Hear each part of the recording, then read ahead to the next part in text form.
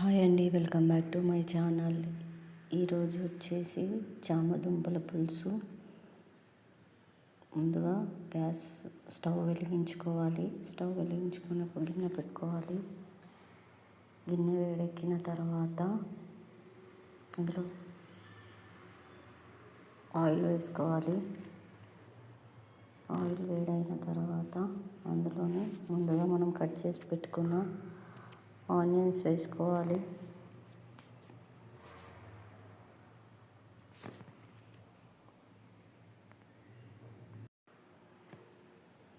Onions brown colour వచ్చేంత వరకు వేయించుకోవాలి.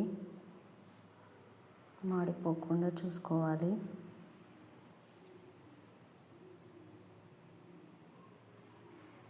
మొత్తం ఒకసారి కలుపుకొని అలా వేగిపోవాలి. మొత్తం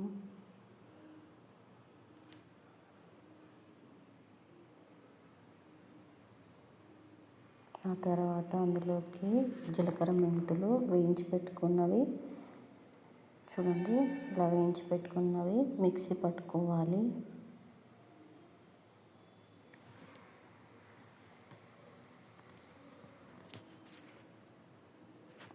అందులోనే ఒక 2-3 ఇలాచీలు వేసుకోవాలి. వేసుకొని మెత్తగా పౌడర్ మిక్సీ పట్టుకోవాలి. మిక్సీ పట్టిన తర్వాత అందులోనే ముందుగా మనం వేయించి పెట్టుకున్న ఉల్లిపాయలు ఉన్నాయి కదా, అవైతే మెత్తగా పేస్ట్లా మిక్సీ పట్టాలి. ఆ తర్వాత ఆ గిన్నెలోనే కొంచెం ఆయిల్ వేసుకొని అందులో ఉన్న ఆనియన్స్ వేగిన తర్వాత ఇలా వేగిపోయిన తర్వాత అందులోనే కొంచెం జీలకర్ర వేసుకోవాలి.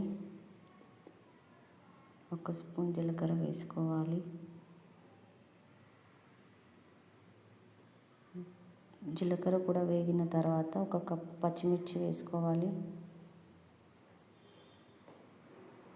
మొత్తం కలుపుకున్న తర్వాత అవి మొత్తం వేగాలి. వేగిన తర్వాత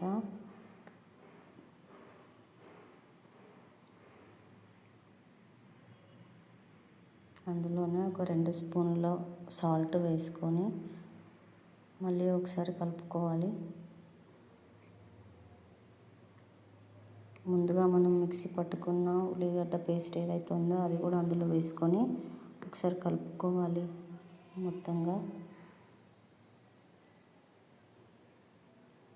ఆ తర్వాత అందులోనే అల్లం వెల్లుల్లి పేస్ట్ వేసుకోవాలి. మొత్తం పచ్చి వాసన పోయే వరకు వేయించుకోవాలి. అందులో కరివేపాకు వేయాలి.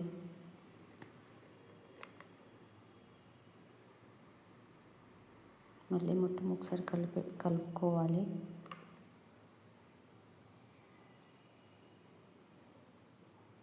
అందులో 1 స్పూన్ పసుపు వేసి కలుపుకోవాలి.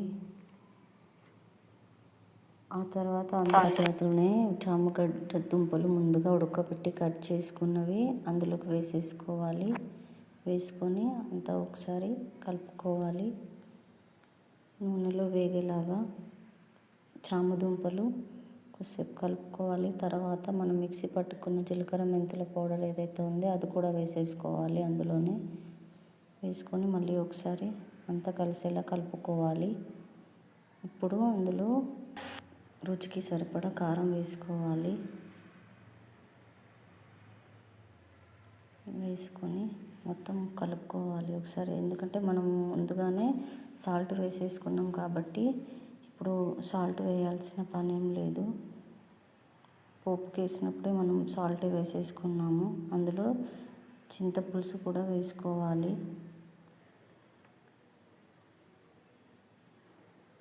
ఒకసారి కలుపుకొని మొత్తం గ్రేవీ అంతా చిక్కపడేంత వరకు అలాగే ఉంచాలి.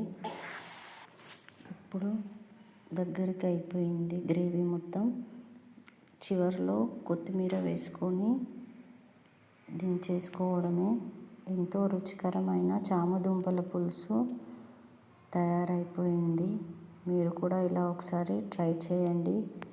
ఎలా ఉందో కామెంట్ సెక్షన్లో కామెంట్ చేయండి. ఓకే అండి, bye. Thank you for watching.